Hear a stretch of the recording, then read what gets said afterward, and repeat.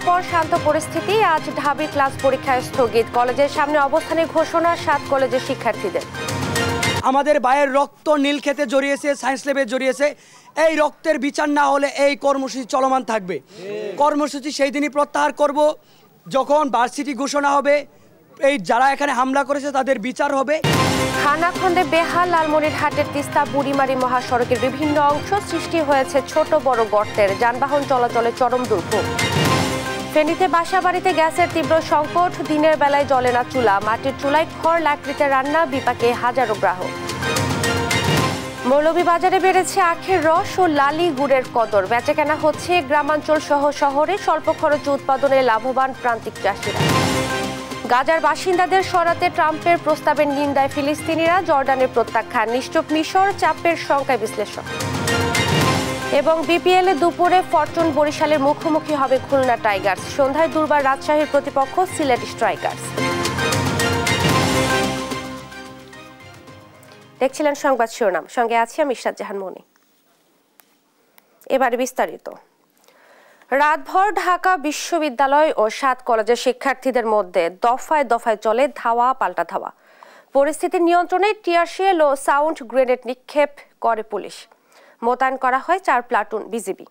সংঘর্ষে অন্তত 8 জন আহত হয়েছেন। এমন পরিস্থিতিতে সোমবার ক্লাস পরীক্ষায় স্থগিতের ঘোষণা দিয়েছেন ঢাকা বিশ্ববিদ্যালয় প্রশাসন। এদিকে সকালে নিজ নিজ কলেজের সামনে সড়ক অবরোধের ঘোষণা দিয়েছেন 7 কলেজের শিক্ষার্থীরা। এইচ হিমেলের প্রতিবেদন। রোববার রাত 11:30 হঠাৎই ঢাকা বিশ্ববিদ্যালয় ও 7 কলেজের শিক্ষার্থীরা জড়িয়ে পড়েন সংঘর্ষে। শুরু হয় ধাওয়া পাল্টা ধাওয়া, চলে রাত 2টা পর্যন্ত। রাত 10:30টার দিকে 7 কলেজের শিক্ষার্থীদের কাছে উপাচার্য অধ্যাপক মামুন আহমেদের ক্ষমা চাওয়ার দাবিতে ঢাবিতে প্রবেশের চেষ্টা করেন 7 কলেজের শিক্ষার্থীরা। এ সময় ক্যাম্পাসে প্রবেশের বাধা দিয়ে ধাওয়া দেয় ঢাকা বিশ্ববিদ্যালয়ের শিক্ষার্থীরা। এরপরই কয়েক দফায় চলে দুপক্ষের ধাওয়া পাল্টা ধাওয়া। এতে আহত হন বেশ কয়েকজন। এই কর্মসূচি দেওয়ার আগে চিন্তা করা উচিত ছিল যে একটা প্রতিষ্ঠানের ভিতরে, ঢাকা বিশ্ববিদ্যালয়ের মতো প্রতিষ্ঠানের ভিতরে ঢুকার সাহস করে কিভাবে তারা করতেছে। তারপর আমাদের স্টুডেন্টগুলাও বারবার ওখানে অ্যাটাক করতেছে। আসলে এই অবস্থা চলতেছে, আমরা চেষ্টা করতেছি এটাকে নিয়ন্ত্রণ করার জন্য। আমাদের সাথে অন্যায় হচ্ছে বিদায় আমরা পড়াশোনা ছেড়ে এখানে নামছি। শিক্ষার্থীদের ছত্রভঙ্গ করতে টিয়ারশেল ও সাউন্ড গ্রেনেড ছোড়েন পুলিশ। পরিস্থিতি নিয়ন্ত্রণে অতিরিক্ত পুলিশের পাশাপাশি মোতায়েন করা হয় 4 প্লাটুন বিজিবিও। পরে রাত 3:30টার দিকে অবস্থান ছেড়ে নিজ নিজ ক্যাম্পাসে ফিরে যায় শিক্ষার্থীরা। এদিকে রাতেই কর্মসূচির ঘোষণা দেয় 7 কলেজের শিক্ষার্থীরা। সোমবার সকাল থেকে 7টি পয়েন্টে অবস্থান নেওয়ার কথা জানান শিক্ষার্থীরা। একই সঙ্গে ঢাকা বিশ্ববিদ্যালয়ের অধীনে সব ক্লাস পরীক্ষা বর্জনের ঘোষণা দেন শিক্ষার্থীরা। আমাদের ভাইয়ের রক্ত নীলক্ষেতে জড়িয়েছে, সায়েন্স ল্যাবে জড়িয়েছে। এই রক্তের বিচার না হলে এই কর্মসূচি চলমান থাকবে। কর্মসূচি সেই দিনই প্রত্যাহার করব যখন ভার্সিটি ঘোষণা হবে। এই যারা এখানে হামলা করেছে তাদের বিচার হবে। এদিকে রোববার রাতেই অনাকাঙ্ক্ষিত ঘটনার দুঃখ প্রকাশ করেন উপাচার্য অধ্যাপক মামুন আহমেদ। গতকাল সন্ধ্যায় 7 কলেজের শিক্ষার্থীদের সাথে আমার অফিসে আলোচনাকে কেন্দ্র করে রাতে যে অনাকাঙ্ক্ষিত ঘটনার সূত্রপাত হয়েছে তা দুঃখজনক। এতে আমি গভীরভাবে মর্মাহত। আমি বিশ্বাস করি সুষ্ঠু পরিবেশে পারস্পরিক আলোচনার মাধ্যমে এই ভুল বোঝাবুঝির অবসান ঘটবে। এমন পরিস্থিতিতে সোমবার ঢাকা বিশ্ববিদ্যালয়ের সব ক্লাস পরীক্ষা স্থগিত করেছে কর্তৃপক্ষ। একই সঙ্গে সোমবার 7 কলেজের অধ্যক্ষদের সঙ্গে শিক্ষার্থীদের স্বার্থ সংশ্লিষ্ট বিভিন্ন বিষয়ে আলোচনা করে বিষয়টি সুরাহা করার আশা প্রকাশ করেন ঢাবি প্রশাসন। এইচ হিমেল, দেশ টিভি, ঢাকা। এ বিষয়ে আরো জানাতে এই মুহূর্তে ঢাকা কলেজের সামনে আছেন সহকর্মী আলিমুজ্জামান সাফওয়ান। সেখানকার সর্বশেষ পরিস্থিতি জানাতে সরাসরি যুক্ত হব তার সাথে। সাফওয়ান, আপনি তো ওখানে রয়েছেন, এখন কি পরিস্থিতি দেখছেন সেখানে আমাদেরকে বিস্তারিত জানাবেন।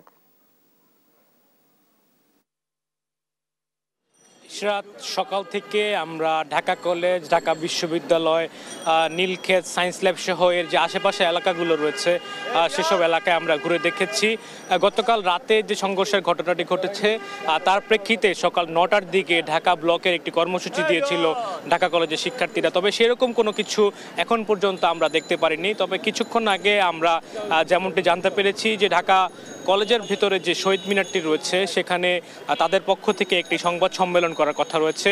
সেটি অনুষ্ঠিত হবে সকাল 10:30 তো শিক্ষার্থীরা ঢাকা কলেজের ভিতরে অবস্থান করছেন এবং তাদের যে শহীদ মিনার এলাকা রয়েছে সেখানে শিক্ষার্থীদেরকে আমরা দেখতে পেরেছি এবং সেখান থেকে হয়তো আজকের যে কর্মসূচিটি রয়েছে সেটি হয়তো তারা ঘোষণা করবে। তবে এই মুহূর্তে আমরা যে ঢাকা কলেজের বাইরে অবস্থান করছি এবং গতকাল রাতে এই যে আশেপাশে এলাকাটি রয়েছে সেটি কিন্তু এক প্রকার রণক্ষেত্রের রূপ নেয়। ঢাকা কলেজ এবং ঢাকা বিশ্ববিদ্যালয়ের শিক্ষার্থীদের মধ্যে দফায় দফায় ধাওয়া পাল্টা দেওয়ার ঘটনা ঘটে, এতে কিন্তু বেশ কয়েকজন আহত হয়েছে। এখন এই মুহূর্তে যে ঢাকা কলেজের পরিস্থিতি রয়েছে সেটি কিন্তু একেবারেই স্বাভাবিক রয়েছে। সংবাদকর্মীরা রয়েছেন এখানে, ঢাকা কলেজের শিক্ষার্থীরাও রয়েছেন, ভেতরে তারা অবস্থান করছেন এবং যে নীলক্ষেত সায়েন্স ল্যাবের যেই সড়কটি রয়েছে সেটি দিয়ে কিন্তু স্বাভাবিকভাবে আসলে যানবাহন চলাচল করছে এবং সকাল থেকেই কোনো ধরনের যানজট এখানে সৃষ্টি হয়নি। তবে ঢাকা কলেজের গেটে এই মুহূর্তে কিছু উৎসুক জনতা রয়েছেন, তারা পরিস্থিতি দেখার জন্য এখানে এসেছেন। তাদের পাশাপাশি এখানকার যে সড়কে স্বাভাবিক যে যান চলাচল সেটি কিন্তু চলাচল করছে। আসলে কোনো ধরনের উত্তেজিত যে অবস্থা সেটি কিন্তু এই মুহূর্তে ঢাকা কলেজের যে আশপাশ এলাকা সেখানেও নেই এবং কিছুক্ষণ আগে আমরা ঢাকা বিশ্ববিদ্যালয়ের পরিস্থিতি বলছিলাম, সেখানেও কিন্তু আমরা ঢাকা বিশ্ববিদ্যালয়ের স্বাভাবিক পরিস্থিতি দেখতে পেয়েছি। সেখানেও কিন্তু ঢাকা বিশ্ববিদ্যালয়ের যে ছাত্ররা তারা কিন্তু অবস্থান নেয়নি। তো আসলে আজকের যে কর্মসূচিটি সেটি কিন্তু আমরা জানতে পারবো যে সকাল 10:30টার দিকে, কিছুক্ষণ পরই যেই ব্রিফিংটি করার কথা রয়েছে সেটি করলে আমরা জানতে পারবো। তো এই মুহূর্তে আসলে ঢাকা কলেজের সামনে থেকে এই ছিল সর্বশেষ পরিস্থিতি। ইশরাত, ধন্যবাদ আপনাকে। রাতভর ঢাকা বিশ্ববিদ্যালয় ও 7 কলেজের শিক্ষার্থীদের মধ্যে দফায় দফায় ধাওয়া পাল্টা ধাওয়া চলে এবং বর্তমানে নিজ নিজ এলাকায় কলেজের সামনে তারা সড়ক অবরোধের ঘোষণা দিয়েছেন। এই ব্যাপারে বিস্তারিত জানাচ্ছিলেন সহকর্মী আলিমুজ্জামান সাফন। সাবেক দুর্যোগ ব্যবস্থাপনা ও ত্রাণ মন্ত্রণালয়ের প্রতিমন্ত্রী ডাক্তার এনামুর রহমানকে গ্রেফতার করেছে ঢাকা মহানগর গোয়েন্দা পুলিশ। রোববার মধ্যরাতে রাজধানীর বসুন্ধরা আবাসিক এলাকা থেকে তাকে গ্রেফতার করা হয় বলে নিশ্চিত করেন ডিবি প্রধান রেজাউল করিম মল্লিক। জানান, রাজধানীর বসুন্ধরা আবাসিক এলাকায় অভিযান চালিয়ে সাবেক প্রতিমন্ত্রী ডাক্তার এনামুর রহমানকে গ্রেফতার করা হয়েছে। তার বিরুদ্ধে জুলাই আগস্ট আন্দোলনের ঘটনায় একাধিক মামলা রয়েছে। আজ তাকে আদালতে সোপর্দ করে রিমান্ডের আবেদন করা হবে বলেও জানান তিনি। ডাক্তার এনামুর রহমান 10ম ও 11শ জাতীয় সংসদ নির্বাচনে ঢাকা 19 আসন থেকে নির্বাচিত হন। তিনি দুর্যোগ ব্যবস্থাপনা ও ত্রাণ মন্ত্রণালয়ের প্রতিমন্ত্রী ছিলেন।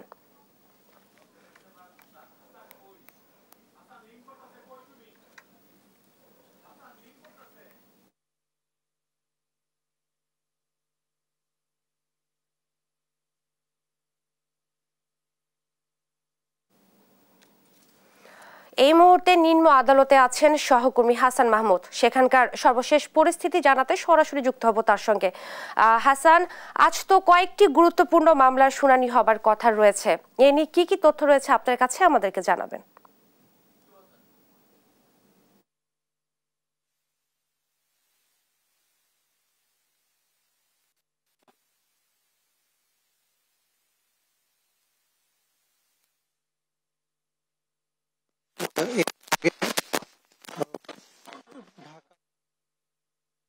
বোট ক্লাবের মালিক আসলে শারীরিকভাবে নির্যাতন হচ্ছে এমন অভিযোগে কিন্তু মামলা হয়েছে। সেই মামলায়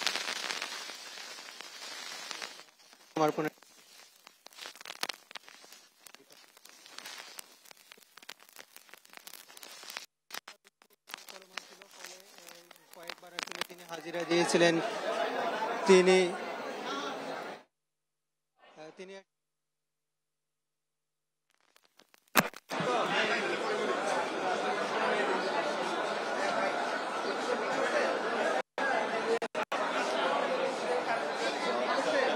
আমরা দেখছিলাম যে তাকে কিন্তু 10টার দিকে তিনি এসেছেন এবং সিজিএম কোর্টে এসে তিনি কিন্তু জামিন চেয়েছেন এবং তার জামিন শুনানি এই মুহূর্তে উপরে চলছে আমরা দেখতে পাচ্ছি। হয়তো কিছুক্ষণ পরে জানতে পারবো যে আসলে তাকে জামিন দেওয়া হয়েছে নাকি তাকে কারাগারে প্রেরণের নির্দেশ দেওয়া হয়েছে, সেটি কিন্তু আমরা কিছুক্ষণ পরে জানতে পারবো।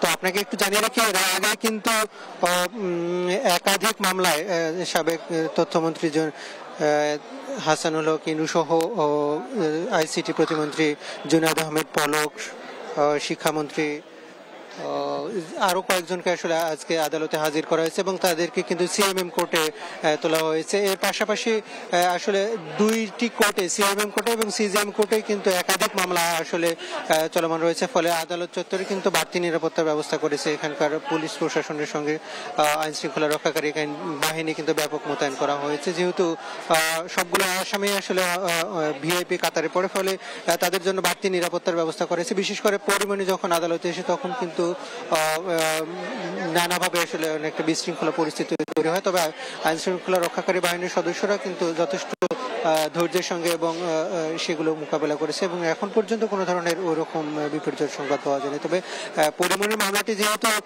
চলমান ছিল, মাঝখানে তিনি কয়েকটি হাজিরার তারিখে তিনি হাজিরা দেননি, ফলে তার ব্যাপারে কিন্তু গ্রেপ্তারি পরোয়ানা জারি করেছিলেন আদালত।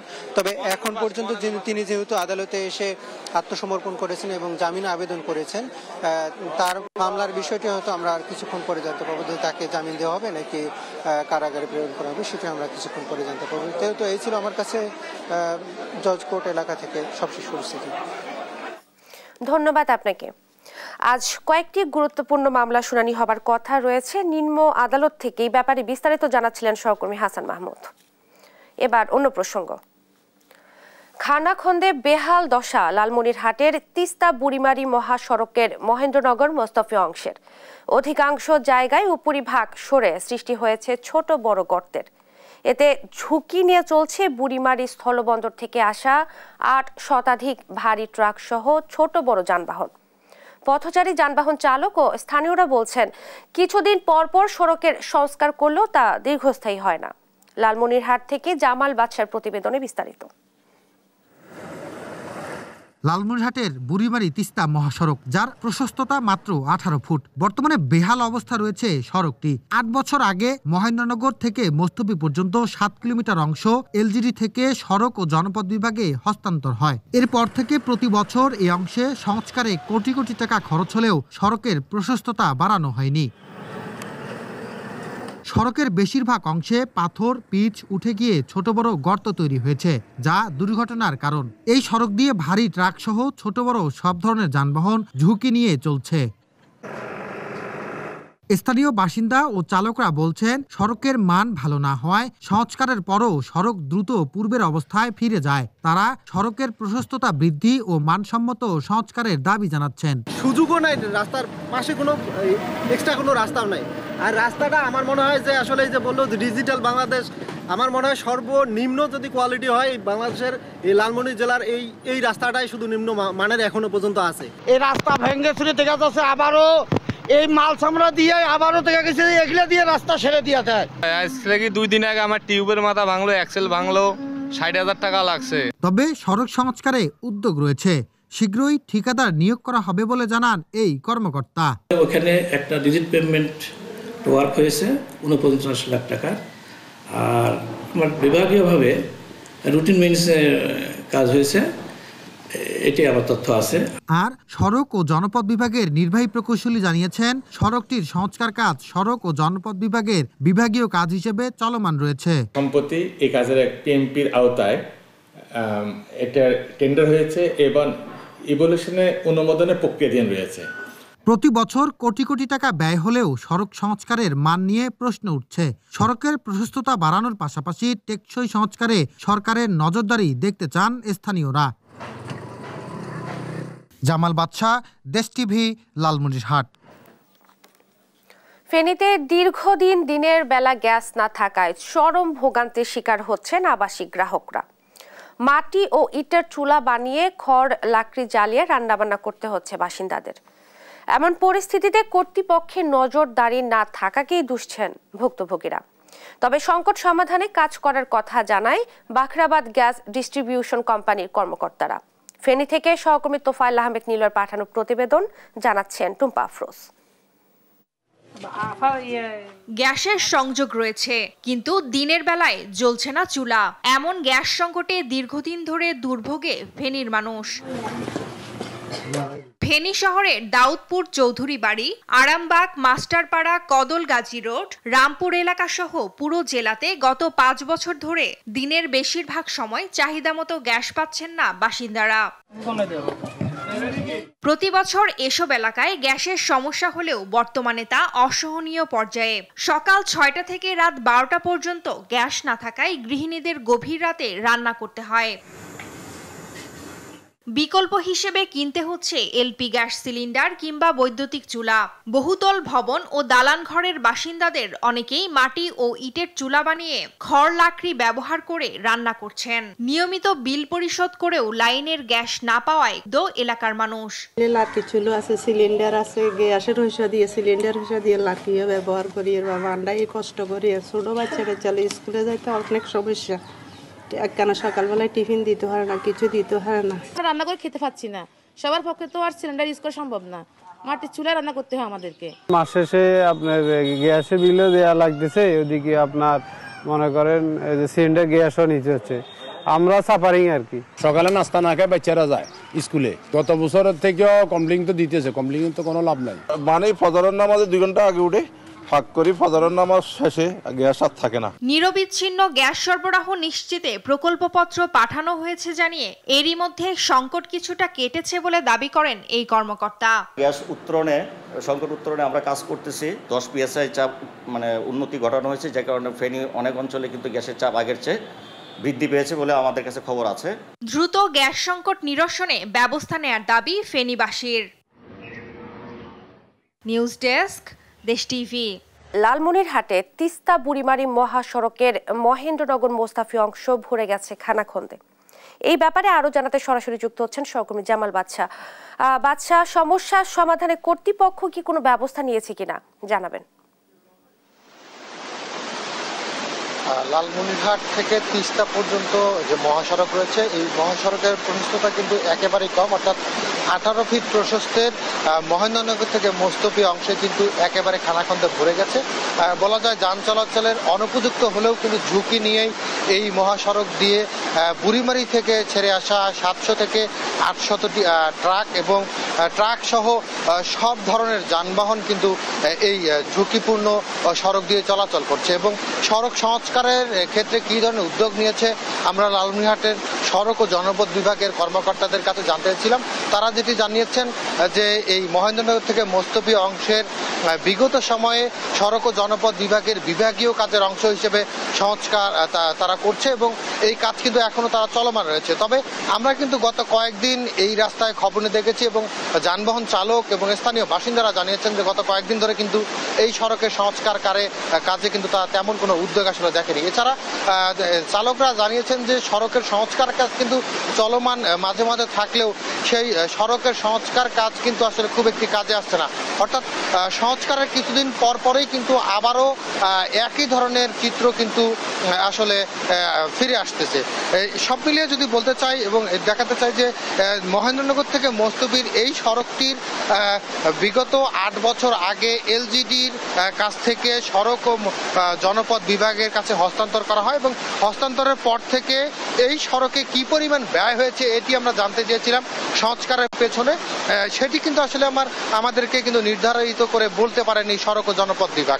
তবে সড়কের সংস্কার কাজ চলমান থাকলেও প্রশস্ততা বাড়ানোর কোনো উদ্যোগ কিন্তু এ পর্যন্ত আসলে কোনো সরকার বা সড়ক ও জনপথ বিভাগ কর্তৃপক্ষ আসলে গ্রহণ করেনি। সব মিলিয়ে যদি বলতে চাই যে লালমনিরহাট থেকে তিস্তা মহাসড়কের যে মহেন্দ্রনগর থেকে মোস্তফি পর্যন্ত অংশ রয়েছে, এই অংশে কিন্তু এরই মধ্যে যে খানাখন্দে ভরপুর অবস্থা বিরাজ করছে এবং ঝুঁকি নিয়ে এই সড়ক দিয়ে বুড়িমারি থেকে ছেড়ে আসা 700 থেকে 800টি ভারী ট্রাক এবং সব ধরনের যানবাহন কিন্তু চলাচল করছে এবং এ কারণে প্রায় এই সড়কে ছোট বড় নানা দুর্ঘটনা ঘটছে। এই ছিল লালমনিরহাট থেকে মহেন্দ্রনগর তিস্তার খানাখন্দে ভরপুর অবস্থায় মহাসড়ক থেকে সর্বশেষ খবর। ধন্যবাদ আপনাকে। লালমনিরহাট থেকে সড়কের বেহাল অবস্থা এবং জনভোগান্তির খবর জানাচ্ছিলেন সহকর্মী জামাল বাদশা। মৌলভীবাজারের কুলাউড়ায় সীমান্তবর্তী এলাকায় ভারতীয় নাগরিকের হাতে নিহত হয়েছেন এক বাংলাদেশি। রোববার দুপুরে উপজেলার কর্মধা ইউনিয়নের মুরুইছড়া সীমান্তে এ ঘটনা ঘটে। পুলিশ জানায় জায়গা নিয়ে বিরোধের জেরে ভারতীয় নাগরিক হায়দার আলীর সঙ্গে কথা কাটাকাটি হয় বাংলাদেশি নাগরিক আহাদের। এক পর্যায়ে কয়েকজন ভারতীয় নাগরিক আন্তর্জাতিক সীমানা পেরিয়ে 5 গজ ভিতরে ঢুকে ধারালো অস্ত্র দিয়ে কুপিয়ে রক্তাক্ত করে আহাদকে। পরে স্থানীয়রা তাকে উদ্ধার করে Sylhet MAG Osmani medical college হাসপাতালে নিয়ে গেলে সেখানে মৃত্যুবরণ করেন তিনি। নিহতের আহাদের সঙ্গে ভারতীয় নাগরিক হায়দারের পারিবারিক সম্পর্ক রয়েছে বলে জানায় স্থানীয়রা।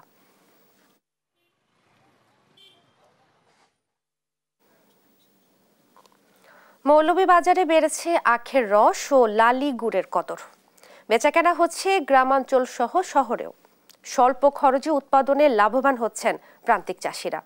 সহকর্মী সালে এলাহি কুটির তথ্য ছবিতে সালমা জাহানের ডেস্ক রিপোর্ট। ভোরের আলো ফোটার সঙ্গে সঙ্গে মাঠে আখ সংগ্রহ করা শুরু করেন চাষিরা। কাঁধে করে আখ নিয়ে আসেন নিজ বাড়ির উঠানে, শুরু করেন মাড়াইয়ের কাজ। পাওয়া যায় খাঁটি রস, সেই রস পাত্রে ঢালা হয় বিক্রি ও গুড় তৈরির জন্য। দীর্ঘ সময় বিশেষ পদ্ধতিতে জাল দিয়ে তৈরি করা হয় সুস্বাদু আখের তরল গুড়, স্থানীয়ভাবে যা লালি নামে পরিচিত। মুসলিম পরিবার মাইসে আমরা এটা করি, হরিয়া এটা দিয়ে গুড় মালাই ব্যবসায়ী না রস বেছে লালি মালাই মালাই আমরা এটা খেত দরিয়া রাখছি। ইয়ার খেত করি আমরা প্রায় 3-4 লাখ টাকার লালি কিংবা রস বেশি, কিন্তু সরকারি কোনো ট্রেনিংও পাই না। আর এখন মেশিন বাড়ো নিয়ে খরচ বাড়ছে, 120 টাকা ডিজেলের লিটার।